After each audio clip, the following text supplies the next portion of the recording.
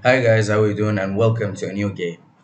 We all know that Magnus Carlsen, the world champion, always wins his games. But I've decided to make a series of videos where actually Magnus loses his games.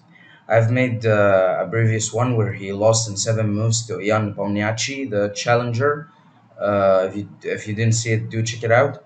And this game was played in 2010 between Sanan Segroiv is from I believe from China, and Magnus, of course, from Norway. It was played in the Olympiad 2010. Magnus playing with black pieces actually, and Sanan is playing with white pieces. Starting the game was 1e4, 6, and c6, the Karukan defense. d4 and d5, e5, the advanced variation of the Karukan. Bishop to e5. Usually, when you play the advanced variation of the Karukan, you want to play bishop to f5 before you close with e6.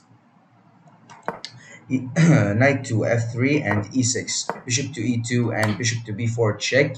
Knight b to d2, blocking the check, and knight d7. Castles by white and bishop to a5. Knight to b3, attacking the bishop. Bishop to c7. Magnus doesn't want to give up the bishop pair very early on. Knight to e2. Here, Sanan wants to remaneuver his knight. Bishop here f6. Here, Magnus wants to undermine this pawn chain. But he makes this light squares very vulnerable. So Sanan immediately takes advantage of that. Plays bishop to h5 check. G6 and bishop back to e2, and he plays g5, inviting Sanan to play bishop to h5 again, but he will play just bishop to g5, and he will have a nice position. Bishop to d3 and bishop to g6, e takes f6 and queen takes f6, queen g4 and h6, f4, and bishop takes d3, knight takes d3, and castles by Magnus queenside. If you look at the position, you will see that, of course, like what will make Magnus lose the game, he has a very nice position, and he castled, and his king is very safe. But you will see he blunders a piece right now. Bishop to d2 and queen takes g6, f takes g5, and knight 6. Here, of course, here Sanan cannot take the pawn because Magnus will take his queen. But here Magnus blunders the game terribly. Can you find the best move for Sanan and defeat the world champion Magnus Carlsen? Well, he wasn't a world champion in 2010, but he was almost number one. Here, the move that Sanan played, rook takes f6, and now this knight cannot take the rook because of this move. Queen takes, pawn check, and the king has to move, and then Sanan will recapture, and Sanan is suddenly a piece up. So here Magnus realized that he blundered the game immediately, and he played a very nice move. He played bishop takes on h2. What does Magnus wants from this move? Well, if king takes on h2, Magnus will take this pawn with check, discovered check from the rook.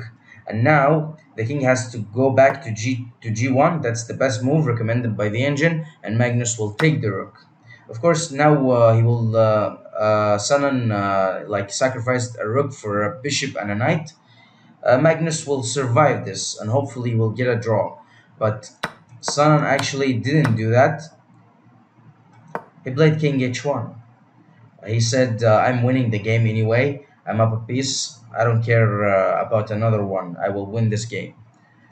Here, Magnus takes the rook, and Sanan plays queen takes pawn with check, king to b8, and pawn takes knight, bishop to c7, and knight e5, queen takes c2, and f7, advancing the pawn, and rook h to f8, and bishop to b4. Of course, Magnus wants this rook to get the hell out of the square so that he can promote his pawn to a queen. And it was in this position that Magnus lost the game. But what if Magnus decided to continue playing rook back to h1? Here I'm gonna play rook to f1, and let's. You can play king a8, and then I'm gonna promote to a queen, another queen. Rook takes, rook takes, rook takes, bishop takes, and now Magnus is completely winning. So he didn't want to go for that, and he resigned the game. If you like this series of videos where Magnus Carlsen, the world champion, loses, do share in the comments. Thank you for watching, and I will see you soon. Don't